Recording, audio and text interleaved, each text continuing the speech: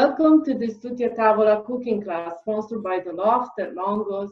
Tonight is dessert time. The hazelnut brown butter cake is just perfect for the season, with pears and apples that will add some fall flavors to the cake that Roberto will prepare for us. Make sure you get all the best products, seasonal ingredients, and fresh products at the Longo store near you to make this cake and all the other Tutti Tavola recipes. Ask suggestions on wine pairing to make any culinary experience unique. The month of September at the ICCO Canada is packed with events and initiatives.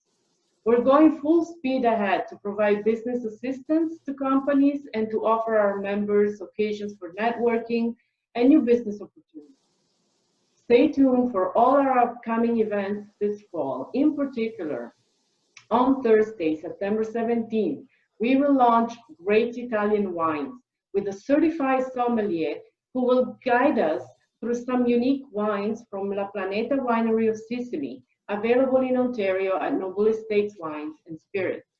Next, Tuesday, September 22nd, join us to welcome Michelin star chef Claudio Sadler live from Milan, who will show us his panini gourmet creations in collaborations with Kaplan's Appliances. On Thursday, September 24th, we will feature our annual and this year virtual Business Excellence Award Night, when we will recognize the incredible achievements of some of the most outstanding business people, and I should say business women this time, who made a difference in our Italian and Canadian business community. Then we'll go back to the cooking and tastings. On Tuesday, September 29th, Chef Rob Gentile of Buca Ristorante in Toronto will show us his versions of panini gourmet with the participation of TV personality and producer Michelle Jobin. Tuesdays, Tutti a Tavola classes will proceed from October with focus on prosciutto di Parma. Chef Roberto Fracchioni will show us how to prepare it from breakfast, lunch, and dinner, alternating with a series featuring recipes of the Southern Italian culinary traditions of Calabria. And finally, don't miss Great Canadian Wine on October 22nd. This time, we'll have a tour of the Two Sisters Vineyard and Restaurant, learn about their great wines of the Niagara region, and pair them with excellent local products. I hope you will be able to join us for all of these great events.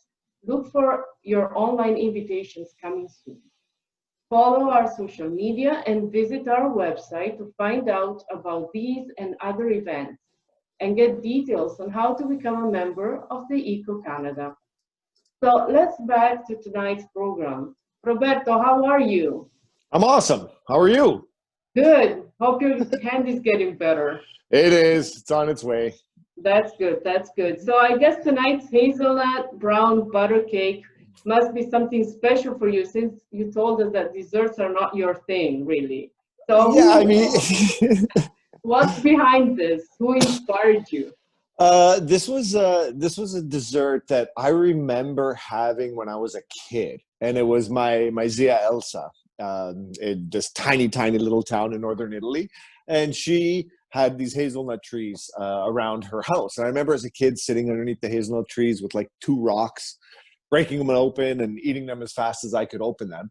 And then she made this cake, and I remember eating it, and I was probably 6 or 7 years old at the time. And it was awesome. So I was doing a dinner once for one of my restaurants, and I wanted to do a hazelnut dessert. So I called her up, and she kind of walked me through it. Now her recipe didn't have the burnt butter in it. But when I talked to her, she remembered feeding it to me when I was a little kid, and she said it wasn't very good because it was burnt. She just kept saying it was burnt, it was burnt, it was burnt.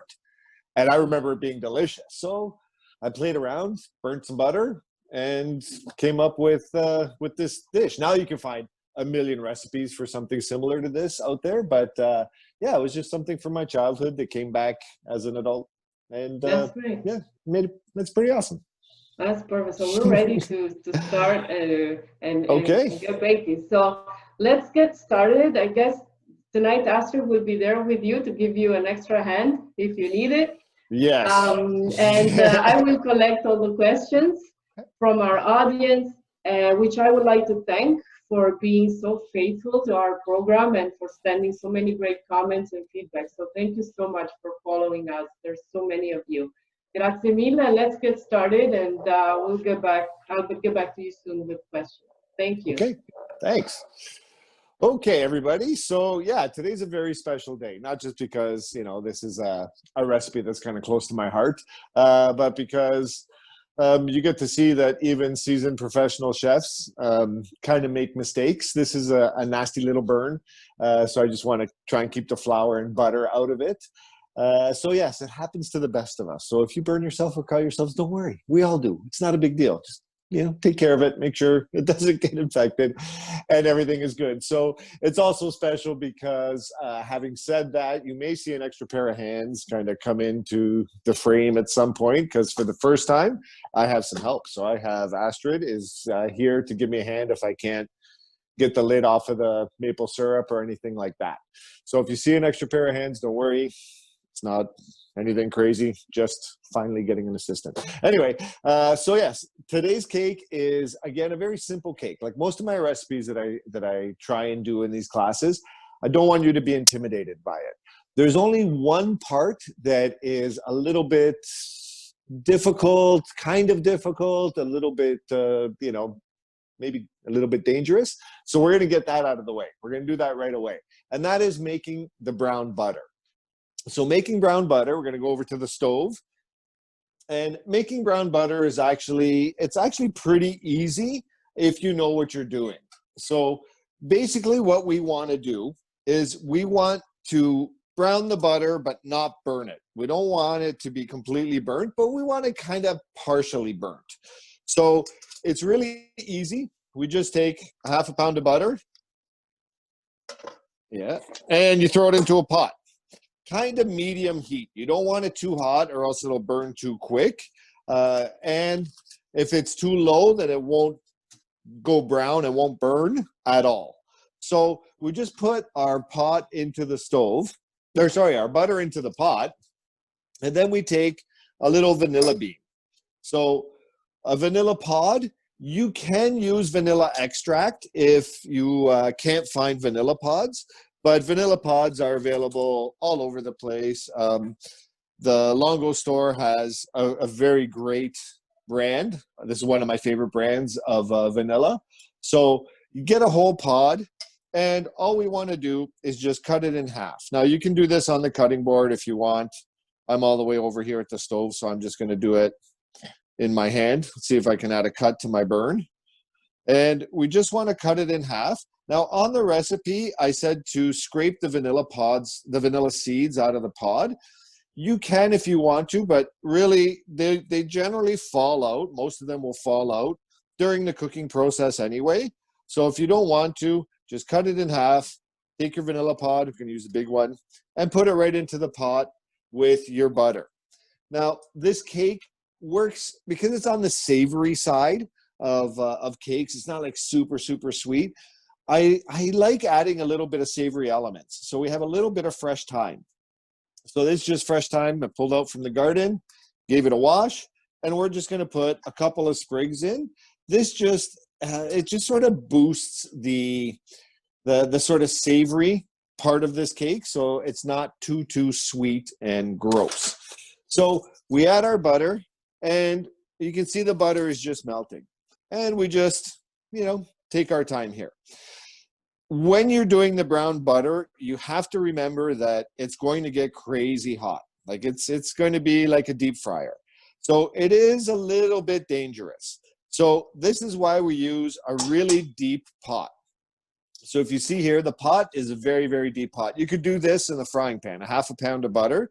You could melt in a frying pan, no problem.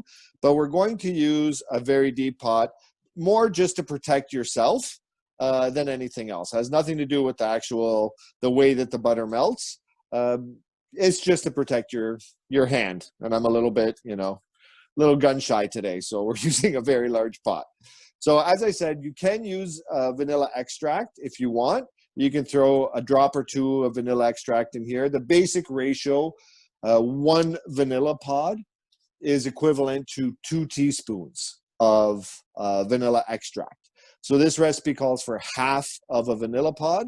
So if you're using extract, you want to use a half of a teaspoon of vanilla extract. So we're just going to let our butter do its thing. Now, for the first little while, you can kind of let it do its own thing. You can kind of let it cook. You don't have to stand over, hovering over it, watching it. It's when it starts to boil that you really need to pay attention. And this is where people make mistake with brown butter, is taking it from, you know, regular normal butter to brown butter. It takes, I don't know, 7-8 minutes. Going from brown butter to burnt butter is about 1.5 minutes. So you have to be sort of attentive once we get close to that level. So while that's getting ready, we're going to talk a minute about the other ingredients. So first thing we're going to do is talk about hazelnuts. And like I said earlier, this is where this recipe all sort of started, is me sitting around eating hazelnuts as a young kid. Now, these hazelnuts, they're have been toasted in the oven. So if you, if you take your hazelnuts, don't toast them in a pan. Quite often, I'll see a lot of recipes telling people to toast nuts in a pan. It is not a very good way to toast nuts. When you toast them in a pan, then they're only toasting where the nuts are touching the bottom of the pan. So you won't get a nice even roasting. So if you put these in the oven, you'll get a nice even color all the way around. You can see that, well, maybe you can see that they're nice and brown all the way around. And that's what we're looking for. We want a nice even toast of our nuts. That is the basis of this recipe. Other than that, we have some egg whites, a little bit of flour, some icing sugar, regular sugar, and a little bit of fruit. So our butter is starting to cook now. So we're going to go back over to the stove. And this is where you need to sort of pay attention. You can see, I'm going to try and get the smoke out of the way, the steam. You can see that your butter is starting to boil, to simmer a little bit. Once it starts doing that, we just want to slowly move the butter around. Just make little swirling motions like you swirl a glass of wine. Not big giant ones, or else it's going to splash all over the place. If you feel uncomfortable with that, just grab a rubber spatula and push it around. We want the brown, the burning of the butter to happen nice and evenly. I'm also kind of squishing my vanilla pod. This is, again, just to get a little bit of the seeds out. You don't have to do that. The flavor will come out of the pod anyway, but I like to do it. I don't know. It's kind of fun to watch all the little black seeds come out of the vanilla pod. So we're just going to slowly start agitating this. Now, to know when the butter is brown, it's really easy. You're going to let the butter tell you, okay? There's no time limit. You can't say do it for 6 minutes, do it for 12 minutes. There's too many variables in cooking to have an exact amount of time to know when the butter is brown. But what we're going to do is we're going to watch the foam. So as it cooks, it will start to create a foam on top of the butter. It starts off with very large bubbles. You can see the bubbles. Hopefully you can see. The large bubbles are starting to come up. And they come up, they pop, and they disappear right away. Pretty soon, the large bubbles will start to stay on top of the butter. So while we're waiting for that to happen, are there any questions, Tiziana? Well, the first question I would like to ask you is with regards to nut allergies. Obviously, if somebody has allergies, hazelnuts are not really the best ingredients. So somebody's asking if sunflower seeds can replace hazelnuts, or if not, what would you suggest? Well, sunflower seeds, you'd have to change the recipe a bit, because sunflower seeds are much more moist. They have a higher amount of moisture in them. So the cake, I would add a little bit extra flour. So if I were to do all sunflower seeds, I would probably add an extra half a cup of flour to the recipe and then see how it goes. This is one of those things when you're changing a major ingredient in a recipe, it might take a couple tries. It might take a couple, I don't know, swings at the piñata before you figure it out. So what I would suggest is you make your batter, And then instead of cooking off an entire cake, you take a little bit of the batter, put it into a muffin tray, and just cook off a muffin-sized piece. Then you can break it apart. You can see if it's too wet, if it's too dry, if it needs anything, and you can adjust the dough that you already have, and without having to make the dough, the cake 5 times before you figure it out. Okay, great, thank you. I think the other questions you already answered with regards to vanilla extract or and the amounts to replace the beans. So I think we're okay for now. Thank you. All right. So now we can see that the bubbles are coming up and they're sort of hanging around for a second or two. This is where your butter really starts to cook. Those bubbles will start to get very small and very compact. Once they start to get very small and very compact, you're really close to getting your brown butter. This part, the foam will start to get kind of high. And this is the part where if you're doing it in a frying pan, you're going to risk overflowing your frying pan and have it go everywhere. So watch the bubbles. Watch the bubbles. I know it's kind of lame. I know it's kind of boring to sit here and watch a pot of butter cook. But if you want to learn how to do this, this is what we have to do. So you see how now the bubbles are nice and tight and they're hanging out on top.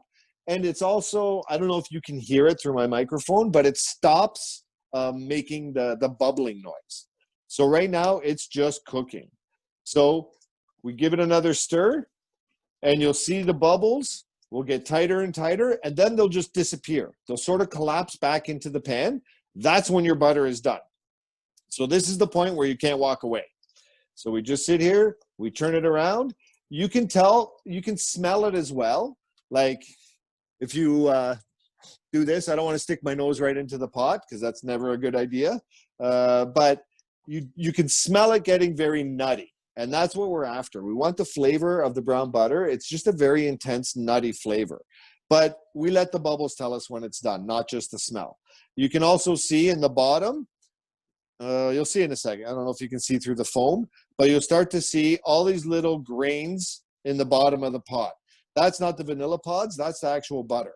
It's turning brown. So we're getting ready for the foam to disappear. And we're almost there. Almost there. Sorry, I have to concentrate. Almost there. And our vanilla pod, again, don't worry about scraping it. Don't worry about the time. Throw it in whole. And you can see the color now. The color of the butter is very dark brown. That's what we're looking for. And we just need a minute more. Now, if you do go too far and you do burn your butter, it's not the end of the world. It doesn't taste burnt. It just has a different flavor than brown butter. Brown butter is nutty and very sweet, whereas burnt butter is very nutty, but a little bit acrid. So right about here, I'm going to take it off right now. I still got little bubbles hanging around, but I'm just going to take it off. So this is the super dangerous part. Now, I didn't put this in the recipe because it's kind of dangerous, and you don't have to do it. You really don't have to do this step, but I always do it because the flavor is awesome. So what we do is we take a lemon, okay? Don't worry about taking the seeds out. We're just going to squeeze some lemon juice into the pot. Now, this is why we have a big pot. Once the lemon juice goes in, again, we're putting it into boiling fat. It's going to make a heck of a lot of noise and a heck of a lot of foam. So do a couple drops and let it cook. And stand back. So what this does a couple of things.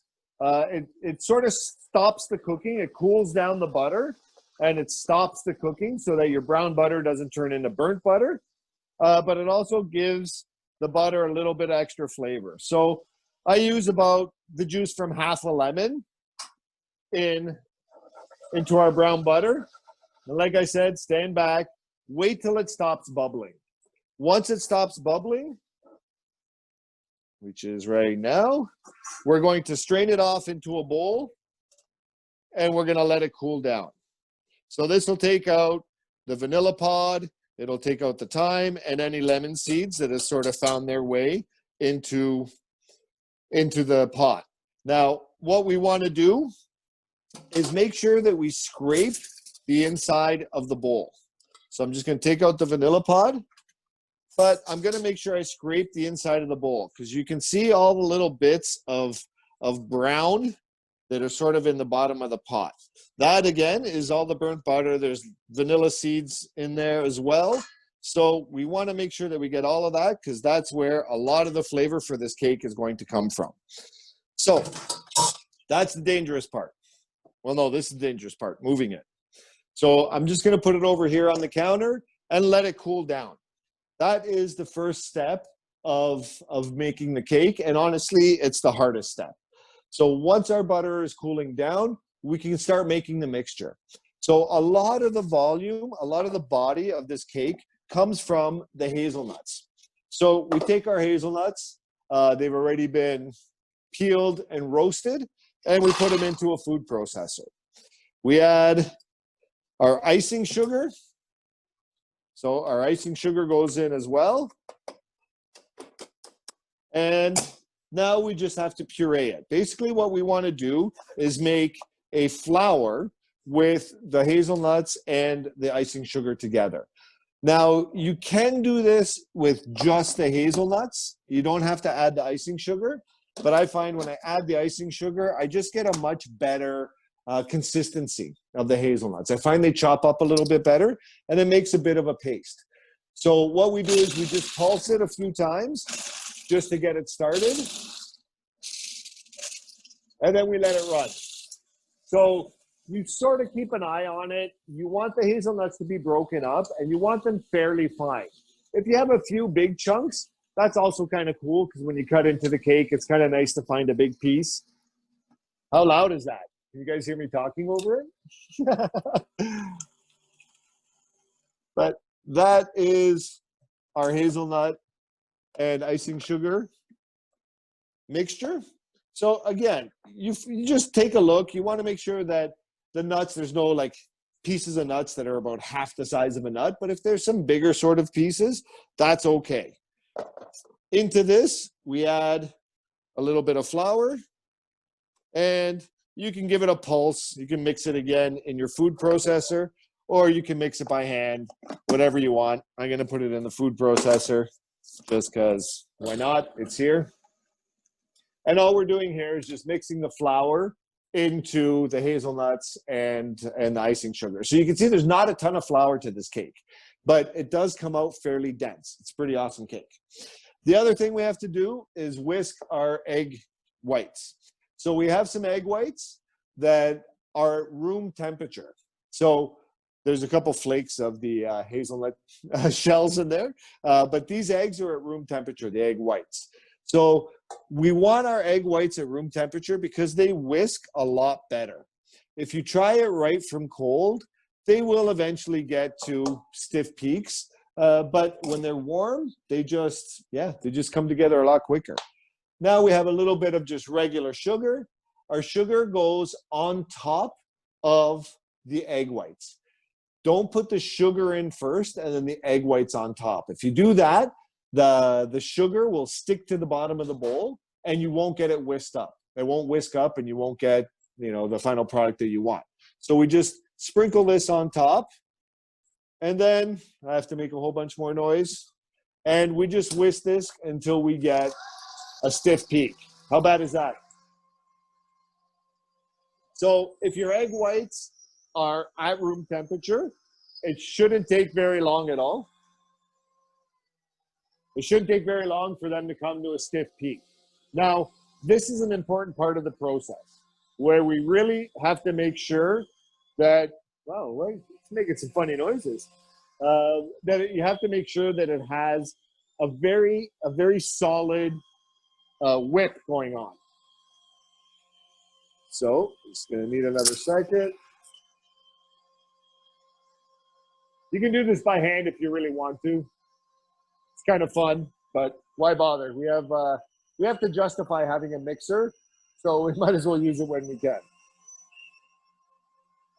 All right, so we're getting very close. So I'm going to take the camera over here so that you can see what's going on. Ooh. So what you want to do is look at the edge of the bowl where the egg whites are just sort of brushing up against the side of the bowl. That'll tell you how far along the whipping process you are. So it's still kind of liquidy, but we're very, very, very close to being done. So again, we have to pay attention.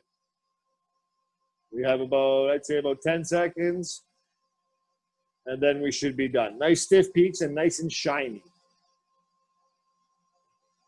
So right about there, so I'm gonna put the phone away. And we're good. So this is where you call your kids to lick the whisk, or you do it yourself. I'm just going to put it off to the side because I don't think you guys want to see me do that. But we have our soft peak whipped egg whites with a little bit of sugar. So now we have to make sure that our other ingredients are ready, that our nuts are ready, and that our butter is cool. So our butter is not quite cool, but I want to show you what it looks like now that it's out of the bowl. You can see in the bottom, you can see all the little bits of brown. That's awesome. Don't think that that's burnt. Don't think that that's bad. Don't throw that out. We want to make sure that all of that finds its way into our final product.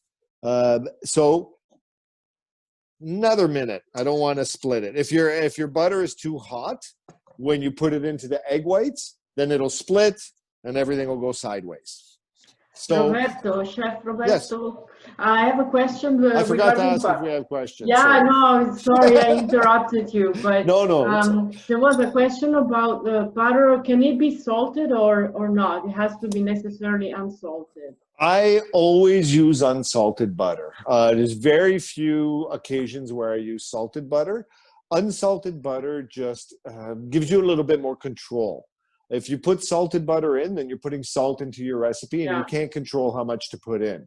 Okay. So I always use unsalted butter. Always. Okay, and most professional chefs do. All right. And can walnuts or pecans be used in this recipe?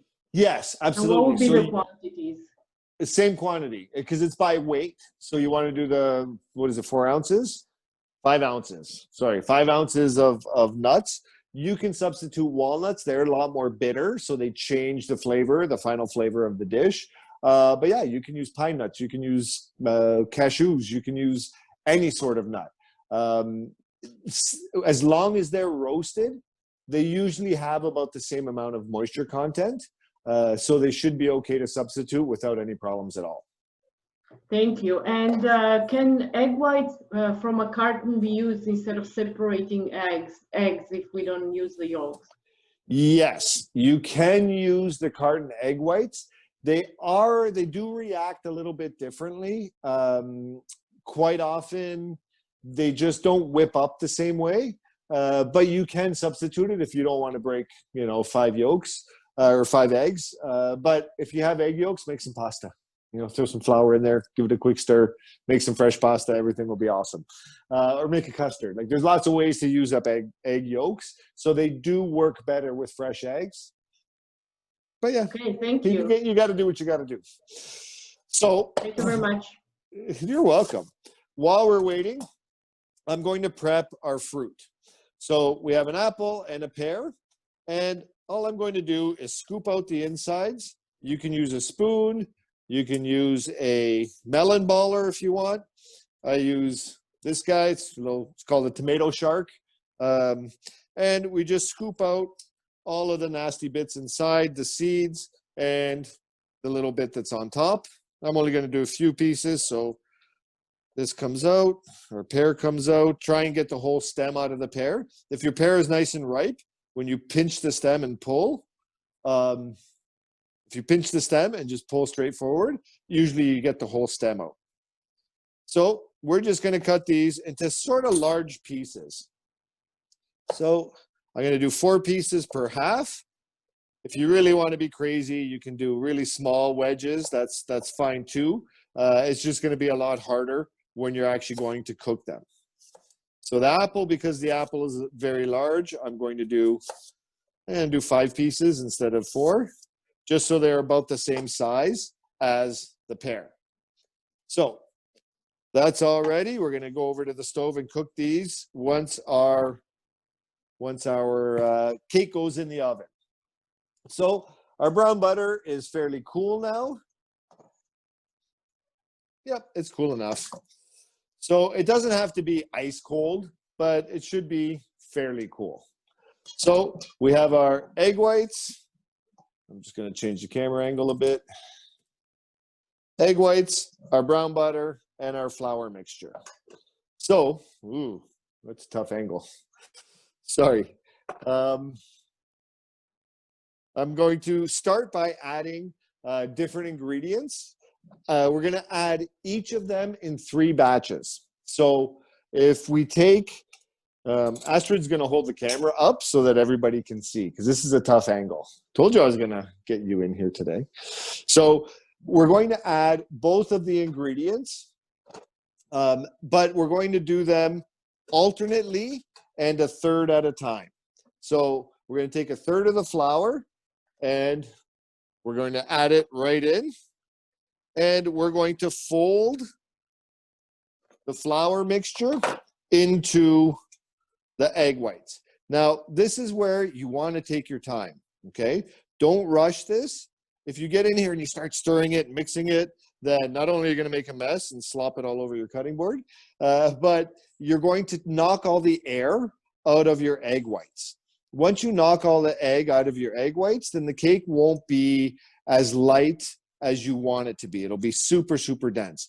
In the end, it's not fluffy like angel food cake, but you want it to have some bit of lightness. So now our brown butter goes in. You can see just how dark that is, which is awesome. And we pour about a third of it in and we fold. And folding is very different than mixing. You go down to the bottom of the pot and you lift it up. And then you go down to the bottom of the pot and you lift it up and you just go around gently folding everything into the egg whites. Now we do the flour mixture again, another third, and we mix. You can't do this in the machine.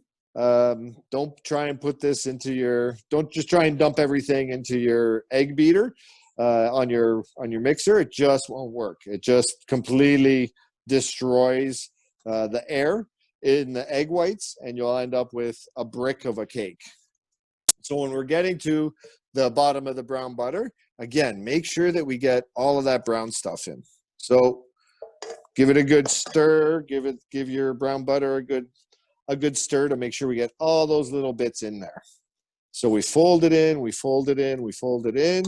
It does take a little bit of time, but patience will reward you with a wonderful, wonderful, wonderful cake. So the last bit of the flour mixture is going to go in. So chef, can I ask you something? Absolutely. Can you put the butter in the fridge to cool? You can. If you put it into the fridge to cool, you just have to be careful that it doesn't cool too much on the sides. Because up against the bowl, it'll get super cool and it might actually congeal. So we're done with adding our ingredients. Everything is going in. Get that out of the way. And we're ready to put it into our springform pan. So there's one last thing that we have to do before we put this into our springform pan, and that is prep our springform pan. So there you go. That's your mixture. It's kind of gloopy, kind of runny, but again, resist whisking it, like resist stirring it too aggressively.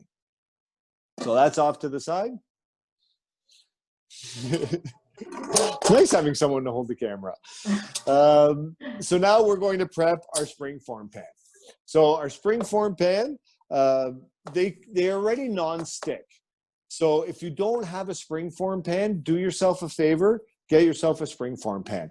I got these at the Longos. They were like very inexpensive, but a very good quality. They're nice and sturdy. They're very thick metal and a pretty good Teflon coating on the inside.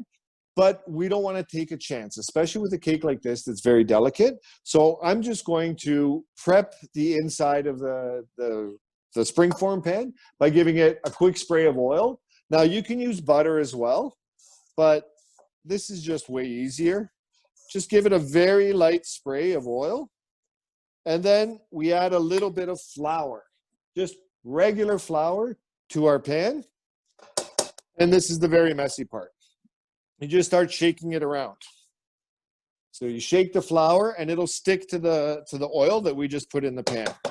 Make sure we get the sides. Now this cake doesn't rise all the way to the top, so you don't have to flour it all the way to the top, but you just want to make sure that the inside of the cake pan is well floured.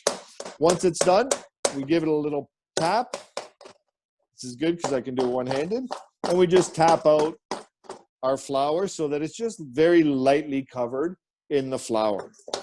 Now we take our cake mixture and we pour it in. Now it's a little bit, it's thick. It's not like it's not too liquidy.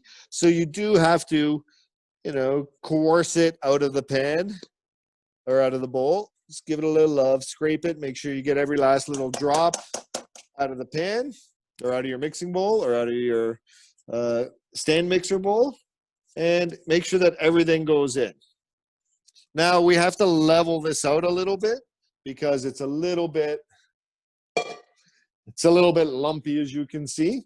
So just with your knife, with your rubber spatula, just tap it down, get it kind of flat. It doesn't have to be perfectly flat on top. We want a little bit of texture on the top because as it cooks, that will, the little peaks will actually burn a little bit and add a lot of flavor to the dish.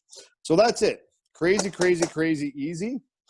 And now we just put it in the oven, 350 degrees. Now on the recipe, I said an hour. That's on the far side. What I made this morning was done in about 40 minutes. So set your timer to about 30 minutes and start checking it at half an hour. What we want to do is go in and rotate it every 15 minutes or so. Every 15 minutes, we just go into the oven and take the whole springform pan and just rotate it about a quarter of a turn. If you do that 4 times, that way it'll cook nice and evenly. Most ovens have hot spots. There's, really nothing you can do about it. Even crazy good convection ovens have hot spots. So we just compensate for that by rotating our cake inside of the oven. So the last thing we have to do is make our pears and our apples. So we're going to go back over to the stove, putting on a lot of miles here today. And all we're going to do is brown our fruit. Now, this is, I don't want to say it's dangerous, but you're working again with super hot fat, so you have to be careful. What we want to do is use a nonstick pan if you can. If you're okay with Teflon, use Teflon. If you don't like Teflon, you can still get away with it. This is it's called a Swiss diamond pan. So it's not Teflon, but it has a nonstick coating in it, and it works really well. You can get away with using just a regular frying pan, the stainless steel or aluminum frying pan, but the Teflon or the nonstick coating just gives you a little bit of, a little bit of reassurance that it's actually going to work and come together. So we're going to let this get fairly warm. We're going to brown the butter. We're going to cook the fruit in brown butter. And because we're only doing a tiny bit, it'll go a lot quicker. A tiny bit of butter, that is. It's going to go a lot quicker than the big pot did. So we just take a little piece of butter, already at room temperature. We put it in. Once it's warm enough to start melting, we're going to put the butter into the pan. So I think I forgot to put this part on the recipe. So this is where you grab a pencil or a pen and you write it in. It's about 2 tablespoons of butter. and we're just going to let it melt. Now, we're not going to wait till the butter goes brown like we did in the large pot, because we can't take it off of the heat. We have to cook the apples and the pears in there. So we're going to start the cooking process basically about a minute after the butter is completely melted. Once the butter is nice and hot, we're going to start adding our fruit. So we just give this a second. While we're waiting for butter to melt, are there any questions, Tiziana? Yes, actually, I'd like to go back quickly just to the flour and ask you, why didn't you use pastry flour and you opted for all-purpose? Is there any particular reason? Because that's what my Zia did. Oh, okay.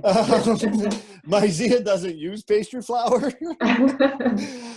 So I kind of followed her lead. I mean, her recipe was given to me over the phone, 15 years ago. She was talking really quickly because, we're talking long distance. But she just said flour, and she always uses regular flour. So that's what I use, and it works out okay. That's great. So how about apples? You use Royal Gala, any particular reason, or can you use other type of apples? And also, is there any other fruit that can be used? So I use the Galas mostly because of the flavor. I love Gala apples. They're absolutely my favorite apple.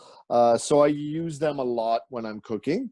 And they have a nice, firm sort of texture to them. You could substitute any apple. Stay away from like Red Delicious. You want to stay away from any soft sort of apples. They need to be fairly hard, or else during the cooking process, they'll break down. So yeah, as long as it's a firm apple or a firm pear, you can get away with it. As far as other fruits go, I don't know, it's fall, so I just immediately go to apples and pears. I don't know what else would work. That's a good question. I mean, you can do this process to anything. You can do this to pineapples, to kiwis, to bananas, to any sort of fruit. Berries, not so much, but you could play with that. That's a good question. Okay, and can it be prepared ahead of time, the fruit, I mean? So the fruit doesn't really hold all that well. That's one of the problems. From the time they're cooked, you really want to use them within about, let's say, about half an hour maximum. If you do them ahead of time, say you do them the day before and you put them in the fridge, when you take them out the next day, they won't be, like, they'll get a little bit of a crispy coating on these. That'll be gone, and they'll just be super sweet, mushy, and it's not that nice. So unfortunately, they do not hold all that well. You have to kind of do them shortly before you use them. All right, thank you. So we put our fruit in on one of the two cut sides, and you can see I'm just agitating it. I'm just moving them back and forth in the pan. That's just to prevent them from sticking. So I don't want the fruit to stick, or else you end up having to wrestle it off and you lose that nice, beautiful brown crust that we're going after. So yeah, we're on our way. So again, we're working with very hot butter, so you kind of have to be careful. This step, there's also always a chance that it's going to pop, that some water is going to come out of the fruit and it's going to go into the fat, and it's going to pop and splatter super hot fat at you. So just kind of stand back. I'm probably 2 feet away from the pan right now, reaching out with my hand as far as I can to grab the pan, just so that if it does pop, I don't get burnt. So we're just going to check them every now and again until you start to see some browning. So you can see it's just starting to brown a little bit. That's good. That means we're on the right track. Once it starts to brown, we're going to add just a little sprinkle of sugar. So I'm going to sprinkle the sugar right on the fruit. Now you can do this ahead of time. If you toss the fruit in a bowl with the sugar, it kind of, makes for a much more even coating. But if you do that, you have to cook them right away. Once the sugar goes on, it will start to extract a lot of water from your fruit. So if you put the sugar on, make sure your pan is hot, and you go over and you start cooking your fruit right away. Don't wait too long, or else your fruit will be super mushy. And when you go to cook it, it'll be super mushy. So our butter, I don't know, I wish you guys could smell this. Our butter is nice and brown now. We have the same scent happening right now as we did with the brown butter earlier. So what we're going to do now, we have some nice light browning. Don't wait too long. You just want a light browning on this fruit. We're going to flip it over again after and just give it another final sear on the other side. So don't wait too long before you give this a flip. Light brown color. Oh yeah, that's awesome.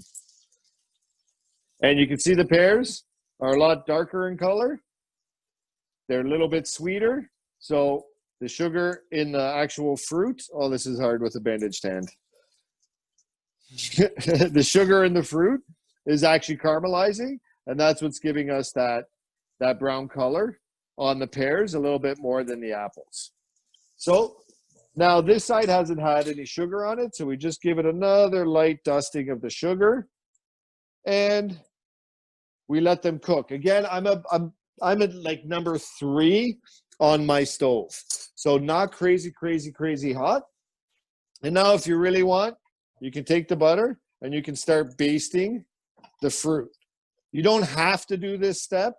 I just find that when you do this, the hot butter is going to start cooking that little bit of sugar that we put on the bottom side or on the top side. There's one that we just put on. So a little bit of basting is going to help caramelize, help cook that sugar, dissolve it so that when you eat it, it's not all grainy. You don't want to bite into it and have a big nasty piece of sugar. So just baste it a couple of times. And this is why I love these diamond pans, because you can use metal cookware, you can use metal utensils without scratching it. Chef, I have a question. Yes. Would figs work well in this cake? Figs? Yes. Absolutely. Seared figs are one of my favorite things to do. So you would do the exact same process, but a much hotter pan. So your pan, because the figs are when they're nice and ripe, they're super soft and lots of moisture. You have to do it over a much higher heat. But yes, wonderful flavor that would work great with this dish. Thank you. So now I'm just going to flip these over one more time and just give them another quick sear on the other side. And then we're done. Ooh, that's hot.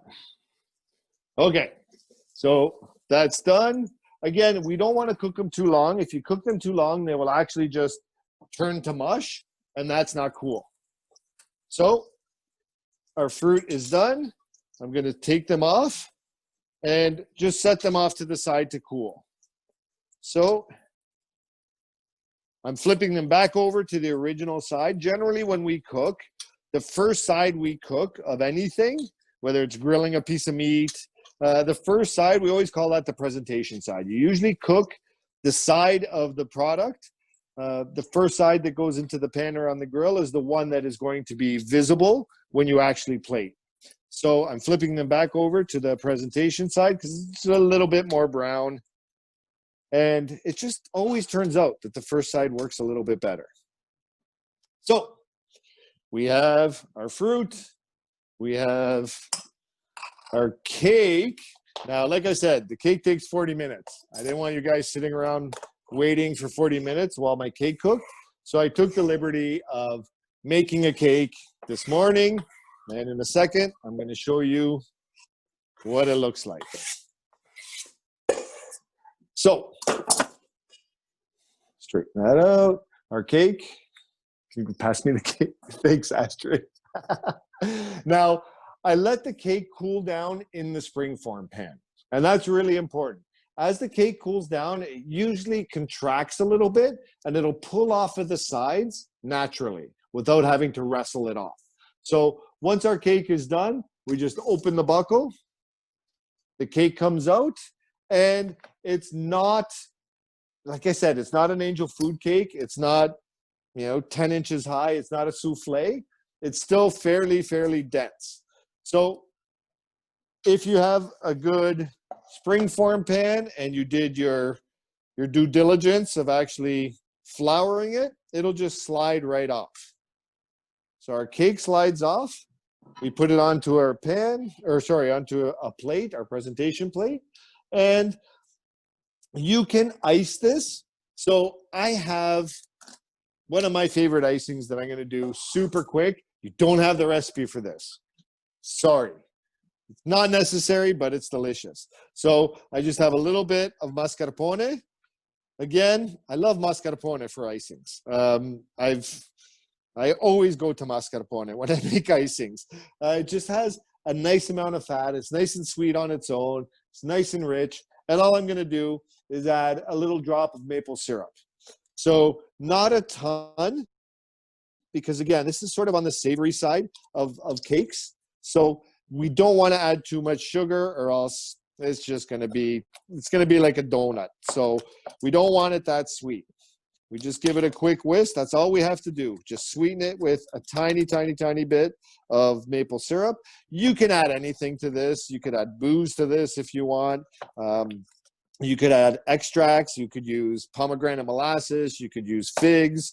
You could do any sort of flavor profile that you want. But I'm just going to use maple syrup because it's fall. So we put this into a piping bag. Astrid, can you help me, please? It's so hard for a chef to ask for help. I need you to hold this because it hurts. Thank you. So we're just going to scoop our mascarpone cream with a little touch of maple syrup into our pastry bag. And I'm just using a, that's it. Thank you. I'm just using a disposable pastry bag. They work a lot better. And we're just going to throw a little bit of icing on the cake. Now, you can do whatever you want with this. I like doing nurdles. So that shape is called a nurdle. It's actually a term that was trademarked by, I can't remember, one of the toothpaste companies. And it's the shape that, you know, all those pictures of toothpaste sitting on a toothbrush, that's called a nurdle. So I'm just going to do this around the outside. I'm not going to go too crazy. Again, I don't want this crazy sweet. This just adds an extra little bit of richness, and, you know, everybody likes icing. Very quick nurdle. And then our cake is ready to go. So I'm going to show you this, and then I'm going to cut a piece and actually plate it with the fruit. So one little dollop in the middle, a few little pieces of hazelnuts. I reserved a couple of the roasted hazelnuts. We're just going to put these in the middle. Come on. All the way around. And this just sort of warns people, hey, I got nuts in me. So this way, if there's any nut allergies, people can shy away from it. So that's our cake. Again, very, very, very simple.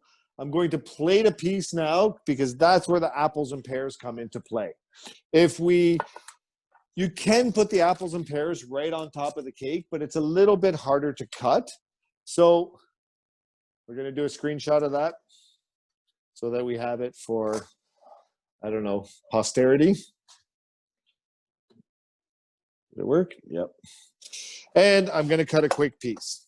So we cut a piece. I'm going to cut in between the nurdles so that we don't disturb them.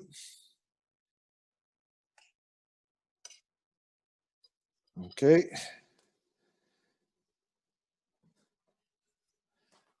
And a couple pieces of the fruit. And we are done. So again, we want to keep those nice brown pieces visible and push them around a little bit. Depends how you want to present it. And if you really want, you reserve a little bit of the icing, put a little dollop in the middle, and throw one more hazelnut on there so that everybody's not fighting over all of the hazelnuts. Again, quite simple, nothing too crazy. Again, just be careful when you're dealing with the hot butter. Okay, I can't stress it enough.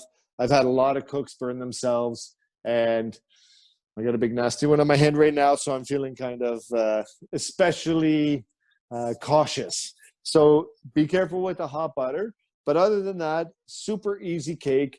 It holds very well. Now, this is a very dense cake. So if you put it into an airtight container, this will hold in your fridge for easily 4 or 5 days. I've never tried to freeze it, but it does hold in the fridge very, very, very well.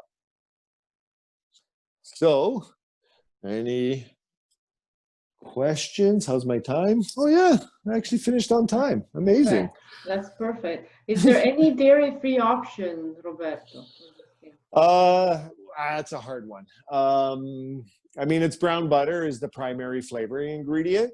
So if you try margarine, it's not going to taste like brown margarine isn't a thing. So I don't know of a dairy-free option. I'd really have to play with this recipe to see it. But brown butter is a very unique flavor, so unfortunately, no. I hate saying no. Okay. And can you place the cooked fruit on the cake just before it's finished cooking? You absolutely can. But the problem is a lot of the moisture will come out of the fruit, and then it'll be soggy. The cake itself will get very soggy.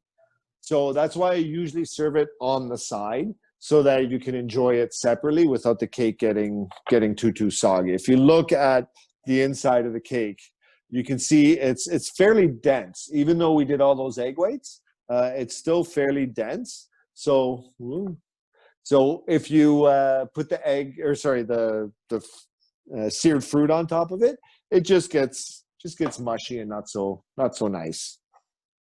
Okay, great. And I think last question, where can diamond pans be purchased? And do you have a brand that you like more than others? So this one, I got this probably 2005 when I lived very far away. So I don't know where to find them. I've never bought a second one. So I've had this probably 15 years. This one is called Swiss Diamond. I think that's the name. That's what I always refer to it as. So yeah, it's called Swiss Diamond. And it just has a little Swiss symbol here on the handle. And what's it say on the bottom? Made in Switzerland, Swiss Diamond. Yeah, so that's the name of the company. I don't know where to get them. Like I said, I bought this one when I lived up in Caledon. There was a cooking store in Orangeville that had it. But I'm sure a quick Google, I'm sure Amazon has them. I'm sure Amazon will be able to find it. Okay, great. Thank you so much. This looks delicious. Yeah. I'd love the opportunity. Just go downstairs and try it myself. Somebody baking something. So this is great. Thank you so much. So we'll see you on October 13th, I believe, with the. What am I going to do until then, Tiziana? I know. What am I like? Well, we're going to just call each other just to chat. Make sure your hand healed. I'll take care of it. Don't worry. Okay. Well, thank you so much. Thank you, everybody, for following us. We hope you're gonna connect on Thursday for great Italian wines, and next week for our chef connecting live from Italy. We would like to thank you so much, Longos, and The Loft for sponsoring this series. And thank you again, Roberto, Astrid, and Isabella, and everybody at the Chamber for making this possible. Grazie. Have a good evening, all of you, and keep following us every Tuesday. Thank you so much. Bye-bye. Ciao. Ciao. Thank you. Grazie mille.